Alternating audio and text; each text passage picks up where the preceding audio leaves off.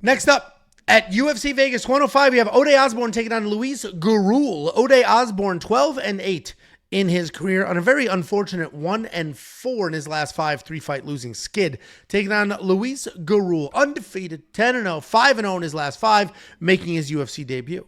Remember that whole speech I gave about what could go wrong in 2025 with all these giant undefeated UFC newcomers losing?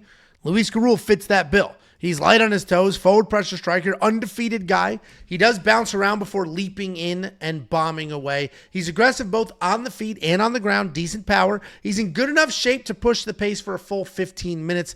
He never takes a step backwards. He can grapple as well. He's got solid top pressure, good submissions, but mostly looking for bully-style takedowns and then some ground and pound. If he ends up being taken down, he's got that gas tank to scramble his way back to his feet. He's taking on Ode Osbourne, a southpaw striker who uses range well to keep people at the end of his punches. He's got a ton of power, great finishing ability, especially at 125 pounds.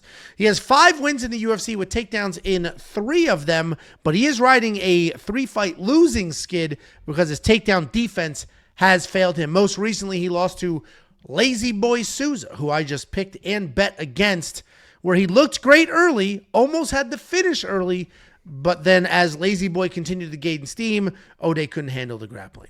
Ode's a 2-1 dog here. A proven entity and a 2-1 dog. And I used to sit here and defend, like, oh, the odds are crazy. Oh, Ode. If this was 4 months ago, Ode should be the favorite. He's proven. He's undefeated. And this year, it fits the bill. Undefeated, 10-0 guy. UFC newcomer, fighting a tried and true UFC vet.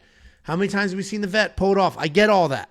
But I do feel like Ode at this point in his career, the 3-fight losing skid, 1-4 in his last 5, even though he is a very good fighter and he looked very good in his last fight, I think he's dejected.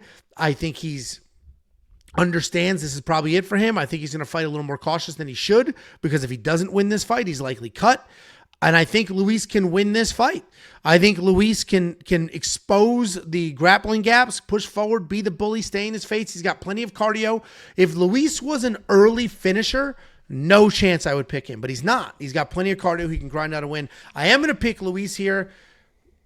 I don't know if I'm going to go as far as betting him, but I do think he'll get it done. I ultimately think it's going to be the takedown defense that's going to be the problem for Jose. What do you think, Jakey boy? Yeah, Luis is probably better everywhere. Obviously, I think as you mentioned, it's not been a good year for undefeated fighters or debutantes, and this is the double whammy, him and Finney as well. So little pause for concern, but he's a better fighter, and I'm going to pick him, but I'm not going to bet him. That was very fast breakdown.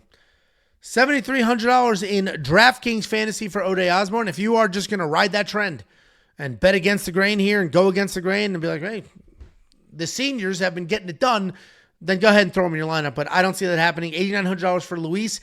If he does the grappling thing and gets all the takedowns and controls the pace and racks up the control time, then that $8,900 will be worth it. I don't know if he's going to finish Ode. Ode's a pretty durable guy. We've seen him finish before, but Ode's a pretty durable guy. I don't think Ode's going to get finished here, so I'm probably going to fade both of them in DraftKings Fantasy. But if you do want to see what the artificial intelligence has to say, which has been on a wild streak, the artificial intelligence has been picking remarkable accuracy recently.